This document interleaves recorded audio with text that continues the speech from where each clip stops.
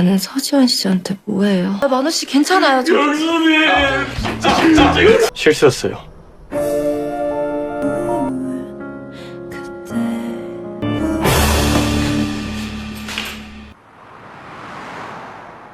은하 씨, 여기요. 선생님. 서지환 이름이 윤현우.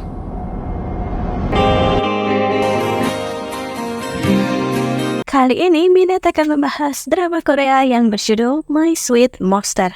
Tanpa berlama lagi, episode 7, mari kita review.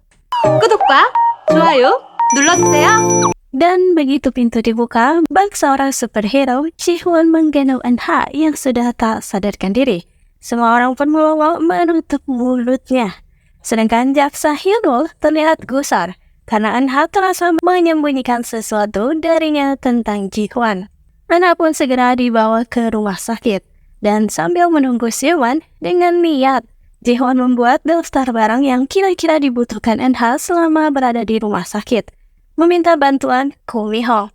Dan tak lama Eun-ha pun Siwon. Ia langsung bertanya kenapa Ji-hoon mengurusnya seperti seorang ibu penguin. Memang apa arti dirinya bagi Ji-hoon? Dan baru saja akan menjawab, pintu tiba-tiba terbuka karena para rusa haus ternyata sedang menguping. Melihat mereka, Ji-hoon langsung berteriak. Amarahnya meledak-ledak. Nyali mereka pun ciut, tak berani membantah bosnya yang sedang murka. Mana merasa bersalah, ia pun langsung menangis dan keceplosan memanggil Eun-ha sebagai kakak ipar. Semua orang menjadi panik lalu menyeret Wan-ho keluar. Dan tak lama Min-ho pun datang. Suasana begitu sangat canggung ketika ia bertemu dengan Il-young pertama kalinya setelah malam panas itu.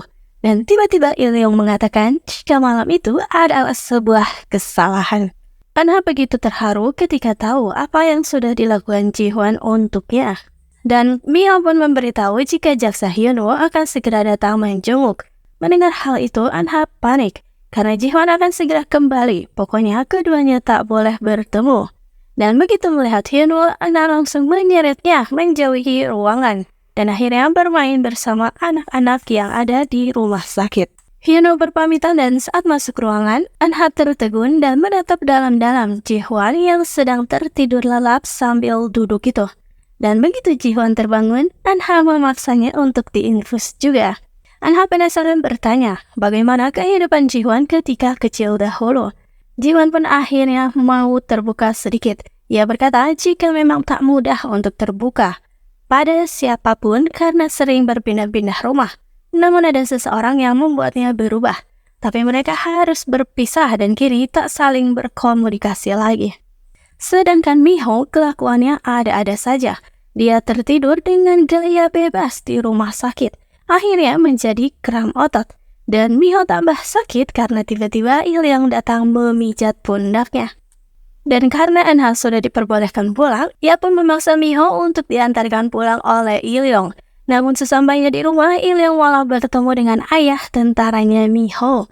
Il-young pun disidang. Kenapa putrinya pulang bersama seorang laki-laki? Mi-ho kebingungan menjelaskan pada ayahnya. Sedangkan di tempatnya, Hyun-woo meminta para bawahannya untuk mencari informasi tentang Hyun-woo opanya Eun-ha. Dan disinilah Taek, seorang yang dicari-cari. Ternyata ia sedang ditawan dengan kondisi yang babak belur. Di rusa haus, Ji-hoon akhirnya memutuskan kontrak dengan Kang Ye-na karena artis itu bertanggung jawab tidak bisa memakan daging atau produk perusahaannya. Namun begitu Ye-na tak pantang menyerah. Ia akan membuktikan jika bisa memakan sosisnya. Dan karena tahu Ye-na alergi, Ji-hoon segera melarangnya. Ye-na masih percaya diri, ia akan membuat Ji-hoon menginginkannya lagi. Dan adegan merebut sosis dari tangan Ye-na tadi dilihat langsung oleh Eun-ha yang terlihat seperti beradegan romantis. Tapi kenapa tiba-tiba ada Eun-ha di perusahaan? Ternyata ia datang untuk memberikan dompet Ji-hoon yang tertinggal. Tapi di bawah ia malah diusir. Untungnya ada yang Hongki di sana. Dan Doi pun segera memberitahukan jika Eun-ha melihat adegan itu.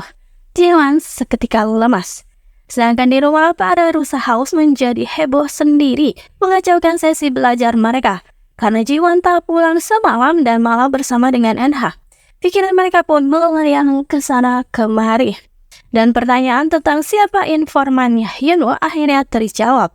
Ternyata itu adalah Dong-hee. Selama ini Dong-hee memata-matai bosnya sendiri dan memberitahukannya pada Hyunwoo. Namun, Dong-hee memberitahu jika bosnya pasti akan melakukan hal yang sama jika anak buahnya tiba-tiba menghilang. Dan tiba waktunya Ji-hwan pulang. Eun-ha membuatkan makan malam, tapi baru saja akan menyuap dasar wanita. Dia terus membahas mengenai berpegangan tangan, terus menyindir Ji-hwan hingga Ji-hwan tak berkutik. Dan ada adegan di mana Eun-ha kelilipan dari sabun Ji-hwan yang sedang cuci piring. Keduanya terlihat begitu sangat dekat dan suasana berubah romantis, tapi tiba-tiba malah terdengar suara cegukan. Ternyata itu adalah para rusa haus yang sedari tadi telah mengintip. Sementara itu, Ko Yang-hee melakukan pertemuan dengan si bandar narkoboy Thailand. Ilyong juga sudah mendapat informasi alamat untuk transaksi narkoboy si Ko Yang-hee itu. Segera memberitahukan pada Ji-hwan. Ternyata Taek dijadikan syarat bagi Tawan, karena Taek dulu adalah anak buahnya Tawan tapi malah berkhianat. Eun-ha dan Hyunwoo janjian di rumah sakit. Hyunwoo memberikan kejutan mengumpulkan anak-anak di sana agar Eun-ha bisa bermain bersama mereka sebagai mini Oni. Dan di rusa house ternyata diam-diam lagi Dong-hee mendengar percakapan Ji-hwan dengan Ilyong. Ia pun merasa cemas. Sedangkan di tempatnya, Hyunwoo melanjutkan investigasi lagi dengan teliti tentang Hyunwoo opanya Eun-ha. Dan hasilnya mengerucut ke So Ji-hwan. Dan diteliti lebih jauh lagi, ternyata nama So Ji-hwan dulu adalah Hyunwoo. Jadi, Hyunwoo opa Eun-ha adalah So Ji-hwan. Sebuah penemuan yang membuka tabir selama ini.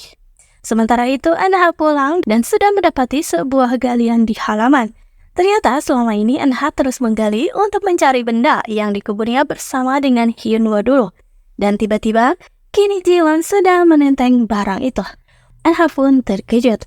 Tapi episode 7 berakhir di situ.